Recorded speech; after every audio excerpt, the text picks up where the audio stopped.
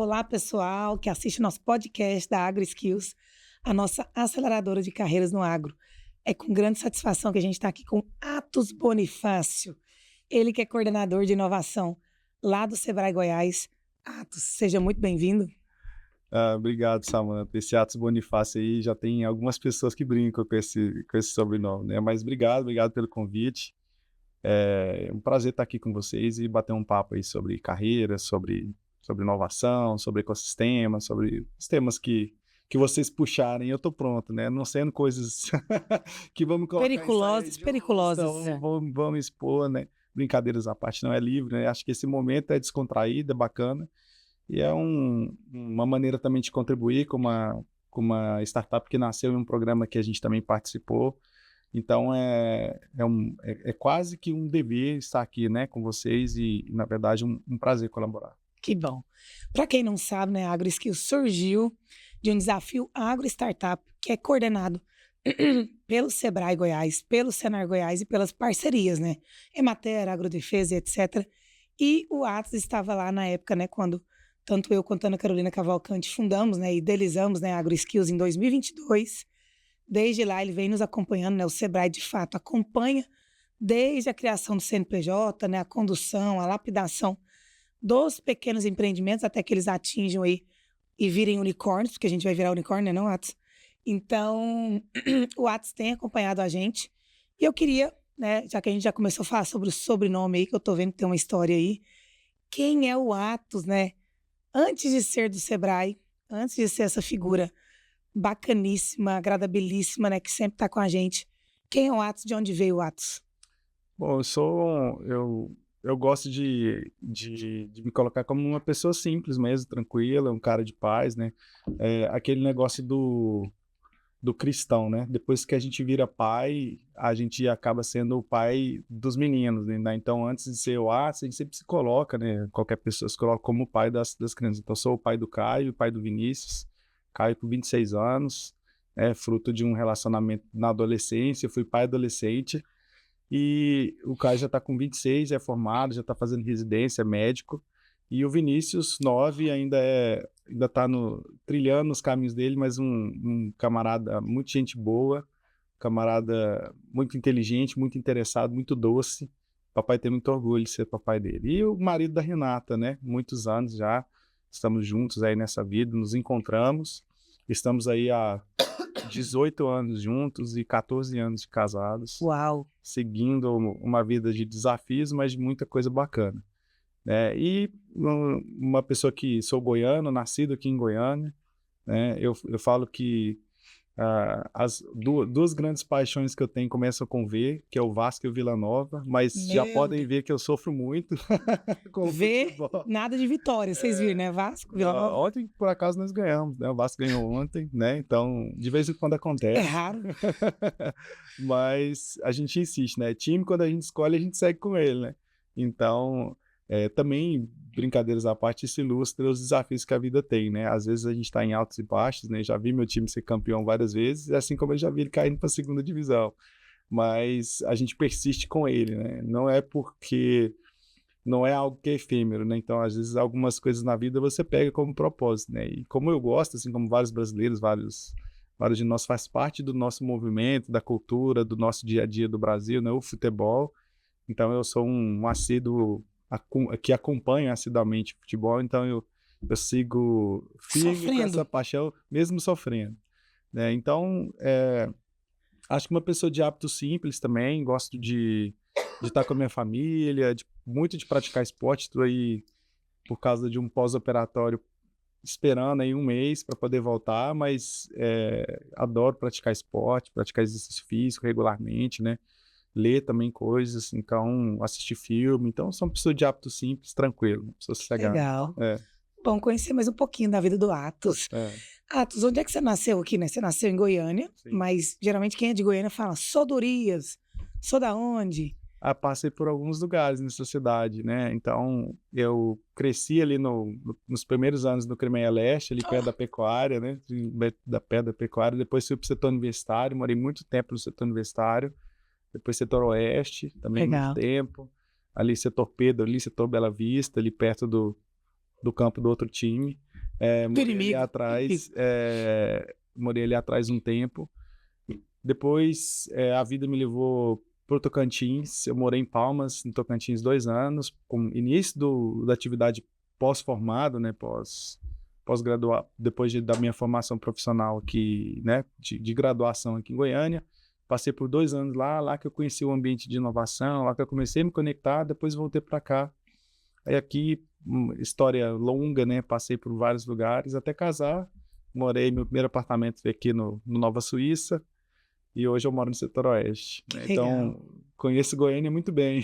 Que legal, que É. legal. Mas me conta aí, nasceu aqui, estudou, que graduação fez, por quê e almejando o quê? Atos. Na verdade, durante esse processo, eu descobri que eu ia ser papai, né? Então, eu tinha 17 para 18 anos, então eu era muito jovem, né? Tanto eu quanto a mãe do meu filho também, a gente era muito jovem, né? Então, naquele momento de tomada de decisões, a gente tinha uma série de responsabilidades para assumir. É claro que a gente conta nesse momento muito com o apoio da família, né? Sim. Porque você ainda está num processo de formação e, graças a Deus, de ambos os lados, a gente teve um apoio muito forte, né? É claro que nesses momentos acaba pendendo muito mais para o lado da mãe, né? Assim, isso eu reconheço. E eu brinco que eu pude ser pai do Caio, sei lá, depois que ele já tinha uns 9 anos de idade, 8 anos de idade, né? Antes era muito ali o apoio familiar, aquela questão, né? Depois que eu comecei a ter condição financeira, pessoal, para poder Psicológica. apoiar, né, de fato, com alguma coisa que é depois que a gente tem uma certa idade que a carreira deslancha um pouco, né? E né, nessa época, eu sempre fui tido como uma pessoa criativa, uma pessoa da comunicação, uma pessoa que me verbalizava, né? E Goiânia, eu já estou com 44 anos, então vamos fazer as contas para trás, né? Goiânia não tinha essa quantidade de faculdades, centros universitários como tem hoje. Eram poucas, e mesmo as faculdades particulares que tinham, havia uma certa concorrência. Eu lembro que eu fiz administração de empresas, à noite na hoje PUC, né, antiga Universidade Católica. Na época, eu acho que o vestibular deu 8 ou 9 por vaga, uma coisa assim, né? Embora seja uma universidade excepcional, de excelente Sim. qualidade, de grande referência, hoje a realidade dos vestibulares não é mais essa, né, de concorrência, né? Então você tem uma abundância de vagas, né, nos universitários particulares.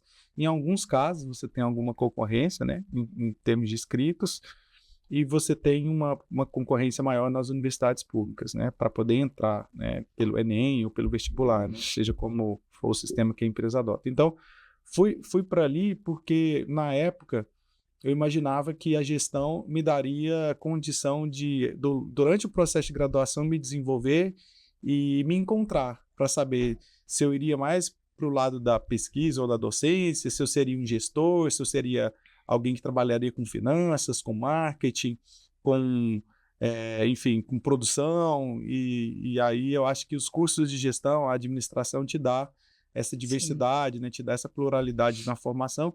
É claro que mais básica, né? Mais ali no início de Mais formação rasa, mais né? geral, né? Que depois é com a experiência, com o tempo que a gente vai moldando, né? E por uma questão do destino, acabei indo para esse ambiente do suporte ao empreendedor, né? Do empreendedorismo. Também atuei como professor, mas enfim, isso é uma história. Quantos anos tem que você tá nesse ambiente de inovação? Você falou do Tocantins. Sim. Como é que isso se deu aí? Já vão fazer 20 anos ano que vem, já tem muito tempo. Eu falo que eu sou old school, né? Já sou da galera das antigas. E eu fui para o Tocantins porque eu tenho muita gratidão por todos os líderes que eu tive, por todas as experiências que eu tive, e a gente é um pouquinho de cada um dessas experiências, né? Vocês que falaram de carreiras, tem uma palestra de inovação que eu dou, a gente se inspira também em algumas, né? Tem um termo que eu escutei dos meninos da Inventa, do Instituto de Inovação, que eles chamam de carreiras Lego, né? Não é muito como uma parede de tijolos. Então, é como se você tivesse várias peças de Lego de vários de tamanhos diferentes, de várias cores, né? Então, as nossas habilidades formais, hard skills e as soft skills, Sim. né? Que a gente adquire com o tempo, que a gente vai construindo, moldam essa estrutura, essa parede colorida, cheia de diversidade na verdade, alicerça esse profissional de hoje, né? Então, esse movimento da inovação, eu fui pro Tocantins porque tenho família lá, tenho tias, primos, enfim, o Legal. pessoal lá. Falaram, olha, se você quiser vir para cá, a gente tenta te apoiar de alguma forma, te dar alguma alternativa para você conseguir, porque eu trabalhava numa empresa familiar aqui na época, e embora fosse tratado como da família, eu de fato não era 100% da família, né? Então, um primo meu era neto do dono da empresa, isso. E aí a gente é muito próximo, eu sou padrinho do filho caçula dele, do Igor, jogador de futebol aí, tá na base do Goiânia, no sub-20 do Goiânia. Oh. E a gente é muito, muito próximo, a gente é muito, muito próximo mesmo. E eles me tratavam como família, mas de fato não era. Então, quando você observa a perspectiva de futuro, você vê que você tem um espaço limitado para se desenvolver. Sim. Embora seja um cara de paz, muito tranquilo, todos nós temos aquele desejo de construir uma vida, né, justa, confortável para a gente. Então, eu imaginava que eu precisaria ir para outros locais, né, para poder dar o salto que eu sonhava. E o Tocantins, naquela época, foi quase como um respiro, assim, né? Então, eu já tinha o Caio, mas eu não era casado, enfim. Então, falei, cara, tem uma coisa muito forte que me prende aqui, mas eu acho que ele precisa muito mais do pai estruturado do que do pai necessariamente aqui, porque esse suporte dos avós, principalmente dos avós maternos, foi fundamental, né, para a vida dele.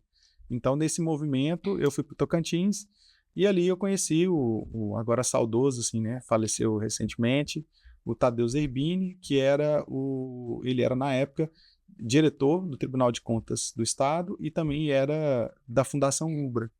E a Ubra, que tem sede em Canoas, né, no Rio Grande do Sul, tem alguns campos espalhados pelo Brasil, tem um campus muito grande em Palmas, no Tocantins.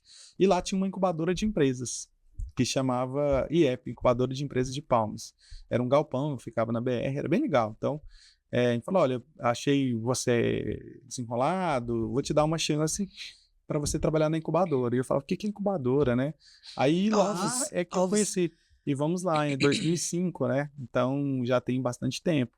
Então fui para lá para conhecer esse ambiente, né? E comecei, me apaixonei. Depois fui convidado por uma prefeitura do interior para ser gerente de uma incubadora no interior do Tocantins, em Paraíso. Então, 70 quilômetros de Palmas, atravessava a ponte literalmente todo dia para poder trabalhar, e tem uma gratidão muito grande por esse período, que foi um período de aprendizado, de consolidação, né? E depois vim para cá para poder quis voltar para casa, né? Então, vamos deixar as questões ruins para lá. Então, aconteceram alguns fatos que eu optei por voltar para Goiânia, né? E nessa volta, eu tinha alguns contatos, alguns amigos que me apresentaram na época o pessoal da rede, chamava Rede Goiânia de Incubadoras, hoje chamada Rede Goiânia de Inovação, RGI.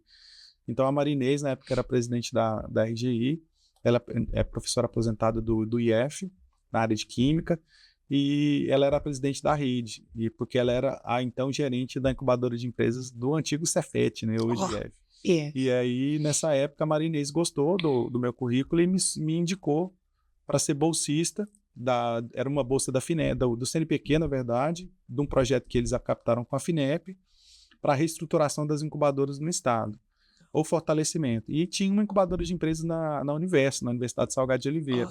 E eu fiquei lá como bolsista. Depois que minha bolsa encerrou, eles me contrataram como gerente, eu fui do quadro da faculdade, né, da universidade, e nesse momento, depois do gerente, eu fiquei lá por um tempo, depois passei no processo seletivo do Sebrae Goiás, enfim, e aí é a história, né, já estou no Sebrae desde 2009, mas essa é a minha segunda passagem pelo Sebrae Goiás. Eu saí um tempo, depois voltei em 2017.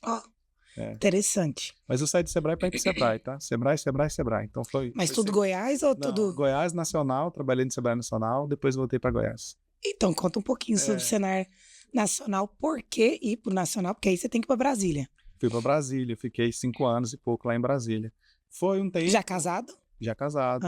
Eu entrei no Sebrae em 2009, casei em 2010, né? Então, comecei a... Solteiros, entrem para o Sebrae. Casa rapidinho. Se você deixa, já casou.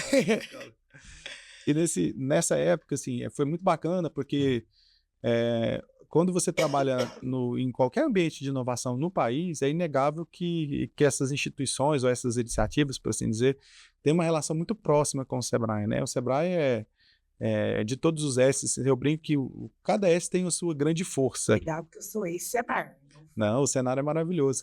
Cada S tem sua grande força, assim. Eu, inclusive, brinco que o Senar, de todos os S, é aquele que melhor mobiliza. Assim. Opa.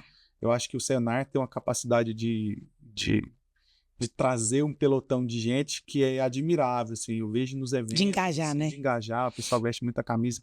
Acho que todos nós vestimos, mas o Senar tem uma energia e uma capacidade de mobilização de público, assim, para as ações e parece que eles conseguem envolver a casa toda em todos os processos, em todos os projetos, o que é muito bonito, muito bacana, né? Mas o Sebrae é o conceito de squad. E aí eu acho que cada um tem o seu, né? Eu acho, por exemplo, vou citar para não ficar só nos dois, né? O pessoal do Senai que vai nos... eu sempre brinco que eles também são assim, eu acho que eles os mais para mercado, assim, sabe? O Senai, um nível de mais comércio, de profissionalismo mesmo, né? Muito grande, assim, de uma qualidade absurda de prestação de serviços para essa parte de inovação. Então, empresas que estão ali no nível de proficiência tecnológica ainda de teste de produto e quer colocar isso numa estrutura de validação em ambiente complexo, por exemplo, que é o que a gente chama de sair do TRL 3 para o 6, para o 7, o Senai é maravilhoso, assim, eles têm uma estrutura laboratorial, uma capacidade instalada de pessoas, assim, muitos com doutorado na área, então, assim, é muito bacana fazer coisas com eles. Eu, inclusive, tenho um projeto que eu tenho a honra de coordenar pelo Sebrae junto com eles, que eu aprendo muito em todos os momentos, assim, né? Mas o Sebrae talvez seja o S que conecta, né? Então, a gente é o que melhor junta as pontas, assim, então... Tem uma capacidade instalada no Senai, tem uma capacidade grande de mobilização no Senar, e às vezes essa relação para o público final é onerosa do ponto de vista de custo, ou precisa de um outro ente que reforce a credibilidade, embora as instituições tenham credibilidade para fazer coisas por si só, mas o Sebrae vem e engrossa esse caldo, que para mim também é muito bacana, porque não por estar lá, mas por várias coisas que eu vi ao longo desses 20 anos só de inovação, é que não existe nada, na minha opinião, nada mais forte, mais poderoso e com capacidade de transformar do que a conexão entre duas pessoas. As instituições, as motivações, os propósitos, assim, é bacana, isso acho que se nivela o discurso na mesa, mas o compromisso entre as pessoas que estão à frente é que vão fazer as coisas acontecerem.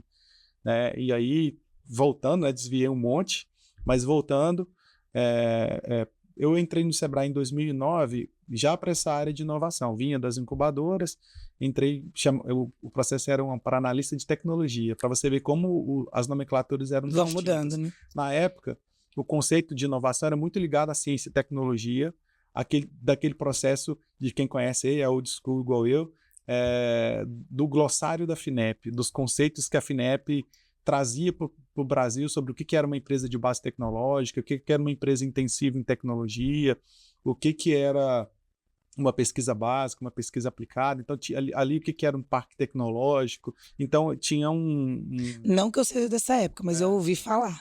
E aí, era esse o movimento. Então, e se tinha muito aquela relação da hélice tripla, né? Então, a inovação é feita em algum nível, né? Na pesquisa básica, que acontece na academia, e é dever das instituições tentar compreender o que acontece para poder fazer a transferência da tecnologia e conectar isso com a indústria. Então, se teve muito um discurso no país que é porque a academia não se aproxima, mas estando mais próximo da academia, a gente percebeu que esse discurso existia muito fora dela, mas dentro dela há diversos pesquisadores, projetos, pesquisas financiados por empresas que acontecem na academia e que só acontece porque tem um recurso da empresa. Então, que a ponta final é sair, né, de lá. Vamos lá, assim, eu gosto muito de uma ideia que uma vez os Estados Unidos, assim como várias sociedades, né, assim, já passaram por momentos de crise, e eu lembro que naquela época se questionou muito alguns recursos que o governo americano colocava nas pesquisas. E eu lembro que na época o presidente era o Barack Obama, e ele falou assim, olha, a gente não vai diminuir recursos para pesquisa e para ciência. E aí eu lembro que tinha um estudo lá que foi muito contestado sob o ponto de efetividade. Ele foi pego para Cristo, assim, né? E ele falou, e eu lembro que ele deu uma resposta muito interessante, que foi assim, olha, não se coloca na balança o conhecimento. Não importa se isso não está sendo feito. É uma pesquisa que está sendo feita para o avanço do conhecimento científico da humanidade, que vai pertencer a esse mundo. Então, a gente não desqualifica, não coloca na balança o que é mais ou menos importante. Então, na época, ele não tirou dinheiro das pesquisas, né? Embora sofreu bastante críticas, mas foi firme no posicionamento. Então, se tinha muito essa visão, né? De que a academia era muito distante. Hoje a gente vai olhar aí, vamos citar um grande orgulho do nosso ecossistema goiano e brasileiro, aí, o CEI, o Centro de Excelência em IA da UFG, que está dentro da universidade. E recentemente comemoraram aí 200 milhões em projetos. Né? Então, está aí para encerrar, né, esse discurso. E aí, nesse ano de 2009, eu entrei nesse movimento dentro do Sebrae, era um outro Sebrae, era o primeiro ano do programa Ali, então eu fui o primeiro gestor do Ali em Goiás, em 2009. Mas depois de um tempo... O Ali é o agente local de inovação, né? Exato, né? São bolsistas hoje do Sebrae, na época do CNPq, já foram da FAPEG também, trabalhados no começo para desmitificar a inovação e hoje trabalham para fortalecer a produtividade, a transformação digital das empresas com um plano de trabalho específico, é bem bacana. E aí, nesse movimento, eu passei um ano e meio ali e depois, com troca de diretoria normal, né, se muda algumas peças do xadrez e eu fui para a área de estratégias, trabalhar na área na unidade de gestão estratégica do Sebrae, que coordena os projetos, avalia e constrói a gestão do plano plurianual. Então, fui trabalhar ali na área de estratégia. Na época, a Camila era a minha gerente, ela tinha convidado para tocar a área de planejamento. Mas, com o tempo, eu fui para orçamento, fui para captação de recursos, fiz um bocado de coisa, estudos e pesquisas, né? Mas acabei ficando ali. E eu lembro que nessa época, uma colega tinha ido para uma reunião no Sebrae e nacional, em função desse momento do plano plurianual, e falou assim, você tem um processo seletivo aqui que é a sua cara, esse negócio de inovação, incubadoras, por que você não faz? Eu estava um ano, assim, meio afastado, né? E falei, vou fazer literalmente para ver como é que eu estou de conhecimento. E independente do que você crê que está ouvindo, né, acho que é importante você ter uma convicção, né? E eu sou uma pessoa assim que acredito na família, acredito nos valores cristãos, né? Então, eu também. Eu me pego muito com o cara lá em cima ali, né? Então eu troquei umas ideias com ele e ele disse ao meu coração que se fosse o melhor para minha família, eu conseguiria passar, porque só era uma vaga. Mas se não fosse, sei lá, porque outra pessoa merecia, eu estava no momento, eu era para ela, né? Então eu fui de coração muito em paz, muito tranquilo, eu já estava empregado, trabalhava no Sebrae e fui para esse processo seletivo e não é que eu passei em primeiro lugar. Deus organizou tudo. Organizou. No processo anterior também foi uma vaga só, né? Acabei entrando, né? Eu até, nesse primeiro, até por sorte, eu acho que esse, pelo próprio preparo que o Sebrae Goiás me deu com o tempo, né? E a experiência que eu tive antes com as incubadoras, né? Entrei no Sebrae Nacional e lá fiquei 5 anos. Trabalhei em projetos muito legais, conheci o país, conheci muita gente, né? Então tem uma rede de contatos bem bacana, bem sólida. E aí minha esposa engravidou nesse caminho, né? Então eu passava a semana lá e o final de semana aqui. E aí os finais de semana eram bons, né? E aí num desses, óbvio, aí minha esposa, a gente já tinha planejado, falou, então vamos tentar, né? Vamos ver se agora vem algum bebê. E aí ela engravidou. E aí eu pensei, bom, agora preciso voltar, né? Preciso voltar. Já tinha sido pai uma vez adolescente, naquele negócio meio assim, né? Embora presente na vida dele, não morou comigo, assim, desde criança. Então, eu não queria aquilo de novo. Mas era o segundo projeto de paternidade. Era o segundo projeto. O primeiro não foi bem um projeto, né? Mas foi uma surpresa, a melhor surpresa da minha vida, né? Ele é o amor da minha vida, o Caio sabe, o Vinícius também. E aí, quando a minha esposa engravidou, aquelas coisas do destino, o Sebrae Goiás vai lá e me solta outro processo seletivo, solta um processo seletivo. Fala no processo seletivo do Sebrae. Toma que hiato. Aí colocou. E aí, por sorte, eu dei sorte de novo, passei de novo pela terceira vez. Então, eu já passei em... Sorte não, viu, gente? É competência, mas ele é humilde. E aí, dei essa sorte, entrei. E aí, o pessoal me chamou aí quase 1 ano e pouco depois de sair do resultado, né? Então, eu passei em 2015, um processo de 2015, mas fui chamado ali em março de 2017, foi quando eu encerrei minha passagem muito feliz, de muito resultado, um aprendizado gigantesco pelo Sebrae Nacional. E voltei, e aí desde então, quase o tempo todo, desde que eu voltei, desde 2017, aí com esse tema da inovação do Sebrae. Que legal. Tem que dar um tempinho para ver se ele bebe uma água, um café, né, gente? Porque, gente, assim, eu tô encantada. E quanto agroskill, a gente sempre fala de hard skills e soft skills. E para quem é um amante dessa área, como nós somos, eu tô encantada com a sua oratória, Atos. Eu queria saber, né, cortando um pouco a nossa trilha da sua carreira, de onde vem essa oratória tão clara, tão instrutiva, porque além de ser uma oratória que tem início, meio e fim, e eu sou uma amante de oratória, e meu pai sabe que parte dessa minha paixão vem dele. Meu pai é um cara, um orador nato, um cara que fala, né, na Igreja Católica, que é a nossa igreja, então a gente compartilha quanto cristão, e eu admiro quem fala muito bem, quem consegue trilhar narrativas muito claras e muito envolventes. E eu queria saber, de onde é que veio essa oratória? É de família? Você desenvolveu essa, vou dizer que é uma soft skills, né? Você desenvolveu, você quis desenvolver, você já tem ela, como é que é isso? Seus filhos têm isso também? Como é que é? É hereditário? Eles nesse aspecto da fala, dos trejeitos, eles parecem muito comigo, assim, né? Eles são bem mais bonitos, óbvio, o que não é difícil, mas eles têm também essa desenvoltura. Legal. No meu caso, acho que foi com a experiência mesmo, assim, e as experiências de vida. Eu já tive oportunidade, em alguns momentos da vida, de estar em sala de aula como docente, né, como professor, em diversos níveis, né. Um abraço pessoal da Fundação Pro Cerrado aí. Já fui professor da Fundação Pro Cerrado, num programa que eles tinham lá, porque, para quem não sabe, a Fundação Pro Cerrado é uma daquelas empresas que é mais conhecidas na nossa sociedade por colocar os menores aprendizes dentro das empresas, né? Então, a fundação, durante muito tempo, eles foram a instituição, né, que tinha um volume maior de menor aprendizes na sociedade aqui em Goiânia. São muito competentes, assim. E durante uma época da vida, nesse momento que eu voltei para Goiânia, do Tocantins, eu conheci o Valdinei, algumas pessoas na época me indicaram, ele era o diretor lá, e o pessoal me convidou, porque eu tinha vindo de uma experiência de incubadoras lá no Tocantins. Então você conhece empreendedorismo, tal, você já tinha dado palestra lá, aquelas coisas. Você quer entrar num programa nosso aqui que chamava Olé, olha só que legal. Era, na verdade, o Olé era brincadeira que eles queriam dar um drible no desemprego para essas crianças, porque eles não conseguiam, sei lá, colocar todos os meninos que entravam lá nas empresas. Mercado.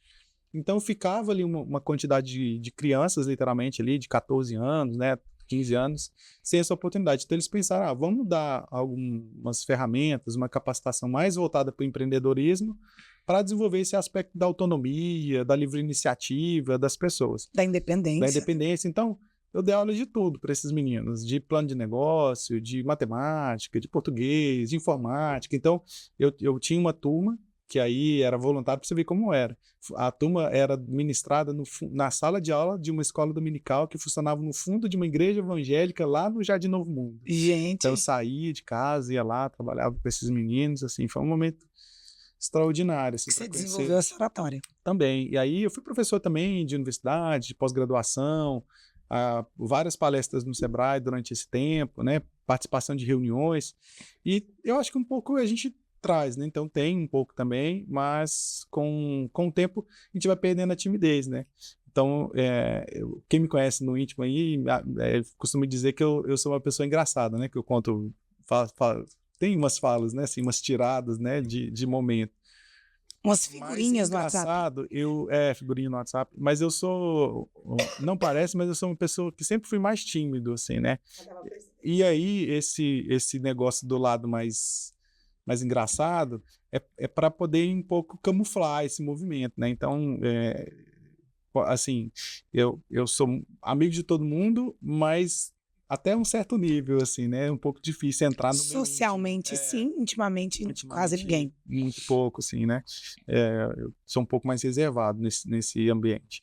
Mas eu acho que foi com o tempo. E o exercício da docência, né? Ele ensina demais, assim, para quem quer desenvolver, então, se jogar nesse ambiente, de participar de coisas como essa também, que são de improviso. Eu não tem um texto aqui que eu preparei para um possível roteiro de perguntas, nada. Então, acho que é ser tranquilo, acho que tá com o coração em paz, ser autêntico, assim, e imaginar que você não precisa ser um robô, né? As Sim. pessoas vão entender o que você tem a dizer, né? E eu acho que ler é muito importante.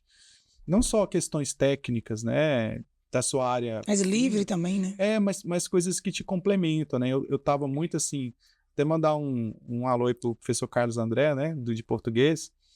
Eu fiz um curso dele recente, por iniciativa própria mesmo, que era um curso de dissertação avançada. Então esse é o segredo da oratória. E aí o Carlos André, embora eu acho que ele tenha curso de oratória, eu não fiz, mas eu fiz um curso de português com ele aos finais de semana. A minha esposa falou, quem em sã consciência vai fazer um curso de português se ela não está prestando concurso? Sendo que fala tão bem português, né? Mas eu levo muito a sério a minha escrita também. Então, como eu faço pareceres no Sebrae, escrevo textos, então eu não me vejo... na verdade, é o contrário. Eu me vejo na obrigação de não ser medíocre, né? Então, exato. E aí eu busquei esse curso para poder desenvolver um pouco melhor também essa capacidade dessa construção, por exemplo, dentro de um parágrafo, né? Você construir ele de maneira tranquila, né? Para que a mensagem seja bem passada. E eu lembro que ele falava muito sobre... Ele falou sobre um curso que ele dá lá, chama O Que Ler. E aí eu lembro que ele citou vários livros, assim, vários desses livros eu não tinha lido. Aí você pensa, cara, que tanto de livro clássico da história e que eu nunca li, né? Aí é óbvio que eu comecei pelo meu país, né? Então esses dias li aí Sérgio Buarque de Holanda, Darcy Ribeiro. Legal. Então essas coisas ajudam a gente também a sair um pouco. É claro que a literatura, né? O livro, ele vai sempre trazer uma capacidade de construção de vocabulário, então super indico aí as pessoas a estudar idiomas também, né? Porque Legal. isso destrava, acho que algumas coisas. Eu acho que é muito bacana. Olha para vocês verem que sensacional, gente. O Atos falou uma coisa que meu pai também fala muito. Meu pai tinha uma máxima aqui, e ele tem uma biblioteca gigante, onde você falando aí de livros antigos, né? Vira e mexe nós, né, os filhos, a gente retoma essa biblioteca para ler A Moreninha, O Cortiço, né, o Primo Basílio. E aí você retoma narrativas que não são as narrativas de hoje. E aí você retoma um português, que é um português, né, meio arcaico, meu pai fala meio clássico, mas que isso destrava também um pouco a sua oratória, a sua comunicação para hoje. E a máxima do meu pai, e acho que acredito que também deve ser um pouco da sua, só fala bem quem lê bem. Perfeito. Se você não tem uma base de onde você olhou a conjugação dos verbos, né, os substantivos, adjetivos e etc., você não consegue articular isso na oratória, né, no oral. Então, cara, sensacional, adorei. Porque vamos pensar de maneira bem simples e objetiva. Se admira muito quem consegue fazer uma interpretação completa de um texto, mesmo que ele tenha mensagens implícitas, né? Às vezes, se o poema tem muito disso, né? Se você vai ler uma letra de uma música do Caetano Veloso, o que está escrito ali não é bem o que ele quer dizer, né? Então e aí para você conseguir compreender aquela mensagem, você precisa ter repertório, você precisa ter o que as pessoas chamam de conhecimento de mundo, de história, talvez de mitologia, de algum fato histórico. Coisas transversais, né? E aí, naquela interpretação do dito poema, né, do texto lírico, eu acho que te permite também abrir essa visão. Então, a leitura, ela passa muito pela compreensão do que o texto diz e do que ele quer dizer, da mensagem que ele quer passar. E quando a gente olha hoje, não hoje, assim, infelizmente, né, porque a gente tem uma deficiência histórica de formação básica no nosso país, assim, né, e que as pessoas, de fato, têm dificuldade de fazer, assim, eu falo as pessoas, nós, de maneira geral, né? Então, acho que essa busca pelo conhecimento nos torna diferentes. Sim. Né? Então, não é só uma habilidade técnica, né, mas uma habilidade social, né, comportamental, né, aquela máxima de qualquer empresa.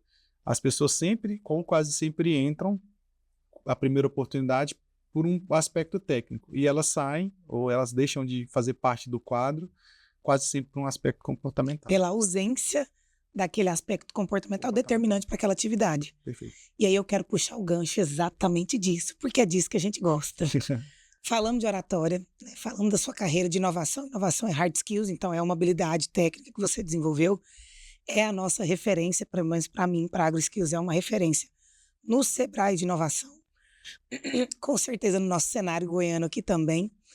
E eu queria entender quais outras soft skills, oratória, né? Essa polidez que você tem, né? Essa cordialidade que você tem, para mim também é uma soft skills, né? Essa sempre sua disponibilidade. Eu acho que, gente, isso tudo torna um profissional necessário para aquele ecossistema. Então, com certeza, o Atos, né, jamais vai ser liberado pelo Sebrae. E se for um dia, com certeza vai ser disputado exatamente por essas características. Então, Atos, eu queria que você me dissesse, quando você olha não só para as suas características, mas para as características dos seus colegas, para as características das startups que você tem visto aí, né, e para as pessoas, para os jovens, do agro ou não, quais são as características que você olha e fala assim, cara, foi isso, ou é isso que determina essa pessoa atingir o objetivo dela, galgar o sucesso, seja lá o que é sucesso para cada um, mas foi uma resiliência, foi um engajamento, foi uma proatividade, além de oratória, além de ter essa, né, comunicação, liderança, essa gentileza que é muito característica sua, o que você indicaria para que as pessoas pudessem desenvolver, assim como você desenvolveu o português? Não deixe de desenvolver isso e isso. O que seria?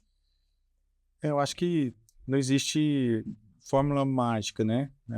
Eu acho que se você está num ambiente corporativo, é entender que você está ali para resolver problemas, né? Então, você não está ali para trabalhar, as pessoas têm uma expectativa muito grande, e aí eu acho que eu posso falar isso de qualquer empresa, de qualquer iniciativa, e sem ofender, né? Porque da porta para fora, qualquer instituição, qualquer empresa é muito melhor do que da porta para dentro. Então, quando você entra, geralmente você fala, pô, sério que é assim, né? Aí eu tenho um amigo que brinca, não, sério não é, mas é verdade. Ele brinca.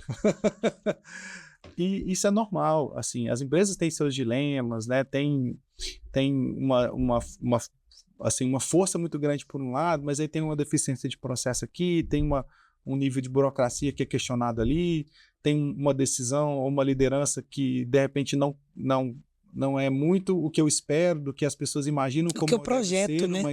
do que o projeto como ser uma liderança, e isso também desmotiva.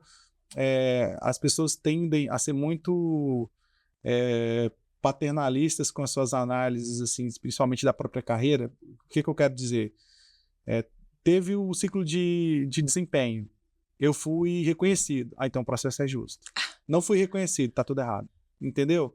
E aí o que as pessoas chamam lá na psicologia de locus de controle, né? Então a pessoa que tem um locus de controle externo é culpa desse governo, é essa empresa que não me reconhece, eu também minha mãe que não cuidou de mim, tenho a oportunidade, ninguém me ajuda, ninguém faz. E a pessoa de locus de controle interno, não, ela fala, cara, o que eu poderia ter feito diferente, o que eu vou aprender com esse não, essa porta fechou na minha cara. Então, eu acho que comportamento ele serve para qualquer ambiente de carreira, porque, em tese, você está ali para resolver problemas. Quando você vai empreender, essas coisas potencializam, né? Porque eu, de fato, respeito muito quem gera o próprio dinheiro, entendeu? Porque eu também gero, porque eu dou horas, eu estou ali resolvendo problemas, eu tenho a sorte e a satisfação e a honra gigante de ser coordenador de um tema importantíssimo, estratégico dentro do Sebrae, que tem pessoas extraordinárias participando de projetos gigantes, né? Esses dias eu estava conversando com a Ivana, Ivaninha é do nosso time lá, da unidade de soluções, lá na coordenação de inovação, o gerente Vitor. A gente estava conversando ontem sobre o tamanho que a coordenação de inovação tomou dentro do Sebrae, né? E que hoje a gente absorveu o maior produto do Sebrae, que é o Sebrae Tech, a gestão do recurso, tudo. Então, ficou bem assim, um desafio grande, né? Então, é esse que a gente tem que curtir, né? A gente preocupa, mas a gente põe a faca no dente, né? E faca no dente é soft skill. Soft skill. A gente vai. Então, acho que essa resiliência, essa capacidade de se reinventar, de aprender com os erros, que as pessoas falam learn fast, né? Tipo assim, então, fail fast e learn mais fast. Então, assim, fale rápido e aprenda rápido. Então, o empreendedor precisa disso. Ele vai levar um monte de porta na cara. E cada porta na cara daquela não é, mas tá vendo como é? Não, é o que eu poderia ter feito diferente, o que traz. Tomar cuidado também com alguns tipos de que as pessoas chamam de mentorias aí, que tem por aí, sabe? Então, assim, eu acredito... Coachings. Não quero usar nenhum tipo de preconceito, mas assim... Mas eu falo coaching no verbo de coaching, né? O verbo em inglês. Aquela pessoa que, talvez, assim, ela não tem uma experiência sólida naquela área e se coloca como mentor. Por que eu quero dizer, assim... O falso espertista, né? Eu gosto de falar assim, você pode dar mentoria para uma startup? Aí eu sempre pergunto, qual é o momento dela? Não, o pessoal está em ideação, eles estão aqui, posso. Porque eu falei da carreira de professor e nesse momento a gente ajuda o pessoal a definir melhor o que é um propósito, a definir melhor uns objetivos, os que as pessoas chamam hoje de KPI, mais de curto prazo, o que ela vai fazer no começo e tal. Se ela já estiver vendendo ou estiver tracionando, cara, eu nunca fui empreendedor que tracionou uma startup. Então eu não posso falar para uma startup sobre como tracionar e partir por um processo operacional, porque eu não tenho essa experiência, que é o que se pressupõe que um mentor entrega. Deva ter. Porque, olha, eu já passei por isso, né? Se você não passou, então eu acho que as pessoas têm que ter responsabilidade. E aí no ambiente empreendedor, você precisa se cercar de boas pessoas, né? Então, ter um bom sócio, né? Uma pessoa que te complementa, de preferência que tenham habilidades complementares à sua, mesmo porque inovação é um fator não só mais de diferenciação, mas de sobrevivência, e a inovação está na diversidade, está na pluralidade de visões, de perfis, né? Na antítese, então você às vezes precisa trazer um contraponto para o seu sócio, e valorize essa pessoa, né? Sim. Eu sempre falo assim que um dos grandes papéis da liderança no nível tático, que é o gerente, que é o coordenador, é você trazer um contraponto para o estratégico, né? Então, você trazer uma visão diferente para o seu diretor, né? Né? Porque talvez o que ele menos ouça são contestações técnicas e respeitosas, claro, né? Um outro ponto de vista. Por sorte, lá onde eu trabalho, há uma abertura para a gente fazer esse tipo de debate, né? Embora a gente respeite a tomada de decisões, mas há espaço em algum nível para a gente trazer esse contraponto. Acho que tem a ver com o perfil atual, arrojado, o pessoal competitivo, né? E inovador, quer sempre ver a instituição nos melhores postos, né? Não só para a nossa sociedade, porque a gente precisa entregar para o cliente, mas quando a gente se compara com outros Sebrais, né? Considerando, será que a gente está indo bem? Então, isso é feito de maneira muito respeitosa com os outros estados, mas a gente olha para a melhoria do nosso próprio processo. Isso é uma questão. E aí, o empreendedor precisa ter essa visão complementar, precisa ter essa resiliência e de fato, se apaixonar pelo problema, assim, né? Se a AgroSkills daqui a pouco precisar pivotar, que é aquela questão do girar no próprio eixo, né? É como o pivô do basquete, ele recebe a bola de costas, é por isso que o termo chama pivotar, e ele consegue fazer o giro com a bola para mudar a direção da jogada, né? Então ele pode fazer o giro para o melhor cenário, né? Ou ele pode receber e jogar para quem está vindo do lado, tentar uma outra jogada. Então o termo pivotar veio desse pivô do basquete, né? Girar dentro do próprio eixo, mudando uma direção. É importante, porque a gente acredita nessa tese, é importante ter um propósito, né? Às vezes, esse propósito precisa comunicar com uma dor real de mercado e vocês precisam estar ali para resolver esse problema. Então, acho que soft skills é um grande problema, né? E, como a gente falou, né, a questão comportamental das pessoas é que as mantém qualificadas, né? Então, quanto mais pessoas bem qualificadas, bem postas no ambiente de trabalho que passarem por vocês, é uma manifestação aí inequívoca de que vocês estão construindo bem, entregando valor naquele propósito que vocês tiveram lá em 2022, né? Que legal. Acho que é por aí. Ai, gente, você tem disso, viu? Eu venho para fazer um podcast e fico aqui divagando com os conselhos, né, e as análises dos nossos convidados. Sensacional, Atos. E eu queria te perguntar agora, gente, já que nós falamos da AgroSkills, né? Qual é o seu contato com o agro? Né? Qual é a sua perspectiva sobre o agro, sob o olhar do Atos, administrador, sobre o olhar do Atos, coordenador de Sebrae, e sobre o olhar do Atos inovação e tecnologia nesse setor, que no nosso estado é uma grande frente, né? E, vamos dizer, se não a maior frente do nosso estado e uma grande fortaleza nossa. Quando você olha para esse setor, para o agronegócio, para essa juventude, para essa meninada, tem algum conselho, algum lado, você falou de pivotar, alguma perspectiva que você fala assim, turma que está vindo por aí, do agro, né? Olhando para soft skills, para hard skills, não deixe de ir para esse lado da inovação, para esse lado administrativo, para esse lado do setor. Tem algum conselho? Tem algumas apostas, assim, né? Em algumas opiniões, né? Com base em coisas que a gente lê, vê e conversa, né? Primeiro que não é aqui, o Atos no Agro é desde que eu nasci, né? Eu sou filho de produtor rural. É uma surpresa, né? O meu pai... Só extra.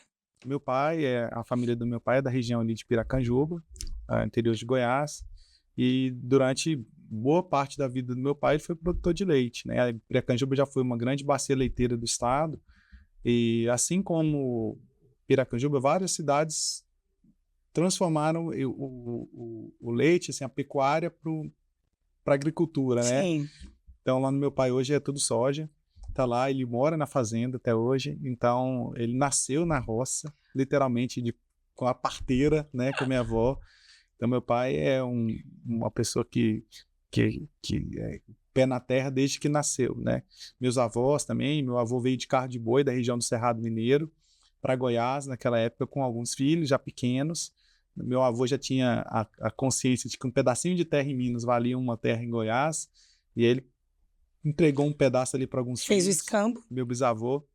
E meu avô estava casado, recém-casado, veio para Goiás e se instalou ali na região de Piracanjuba. E meu pai foi o primeiro filho a nascer ali na roça. Depois o meu tio caçula também nasceu ali. Então, desde sempre, o agro faz parte da minha vida. Então, sempre desde pequenininho, com 5 anos de idade, foto montando a cavalo sozinho, indo para a fazenda com a minha tia, falecida. Na época, minha tia foi executiva aí do antigo Leite Gogó. Então, indústria também ali, agroindústria por causa disso também. E minha família de parte de pai, tudo do rural. Eu tenho um primo que tem indústria de café na região, ele é produtor. É o rei do gado, é o rei do agro. Mas é primo, né? Não sou eu. Mas tá na família. E aí o pessoal é muito trabalhador, assim, um lado da minha, digamos aqui, da minha formação sanguínea, literalmente, que eu tenho muito orgulho, que é esse povo que veio da roça, que é um povo que trabalha, que não é só apaixonado pela terra, mas tem um respeito por aquilo que ela entrega, né? Então, assim, a gente vê o amor das pessoas que são da terra pela terra, né? Não da exploração da terra, no não explora, usufrui a riqueza a qualquer custo, né? Mas as pessoas têm uma responsabilidade, assim, né? Eu lembro do meu pai falar assim, eu não gosto de ter funcionário, de ter peão. A gente usa o termo peão, né? Então, assim, eu não estou diminuindo as pessoas, não, né? É o termo, um peão cargo da fazenda. Ele não gosta de que bate nas vacas, não gosta que bate nas minhas vacas. Então, é uma paixão. A consciência já vem de lá. Já vem de lá. E um camarada de coração maravilhoso.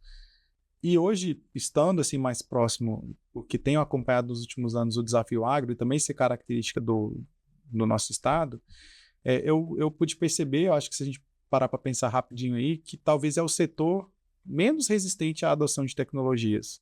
A gente pensa assim, mas lá na roça, antigamente a gente falava assim, menino, se você não estudar, você vai ter que ir para a roça.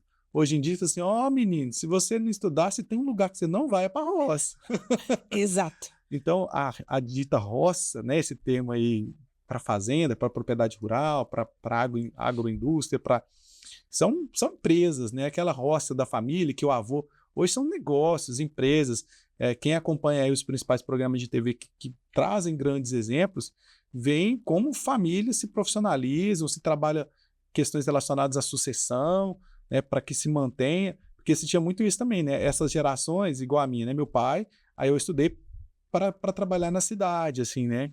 Sendo que o ideal era ter pensado assim, vamos construir alguma coisa para você voltar e cuidar da propriedade da família, né? E você ser como a pessoa... contribuir no negócio. Então como contribuir melhor, como ser mais tal. E aí, nesse aspecto, como filho, não sou presente, né, no dia a dia da fazenda, mas contribuo aí de maneira geral, né, com como filho, assim, não diretamente no trabalho, na lida, né? Mas, fora isso, eu vejo, então, essa grande propensão. Então, com todo respeito, quando a gente vai para o comércio, por exemplo, você vê pequenas empresas um pouco resistentes à transformação digital, né? Então, você já vê um produtor hoje que, não, beleza, eu topo pulverizar de drone, eu topo mecanizar. Desde sempre, desde que eu era criança, meu pai já tinha ordenha na fazenda, Ordem né? mecânica. Ordenha, então, assim, já era um processo tecnológico, mecanizado, né? Se fala muito sobre essa evolução que contribuiu com o êxito rural, da mecanização do campo, né? Quase todo texto a gente vê assim, o trator chegou e desempregou. Mas, gente, sempre vai haver uma revolução tecnológica que aí as pessoas de locus de controle externo vão falar, tirou meu emprego.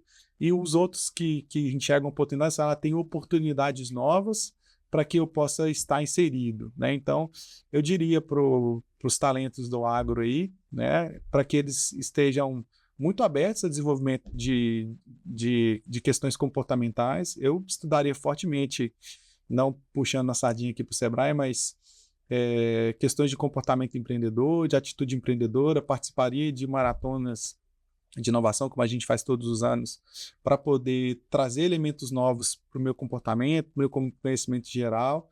Tentaria participar de muitos eventos técnicos do setor para entender tendências, né? E faria formações de soft skills.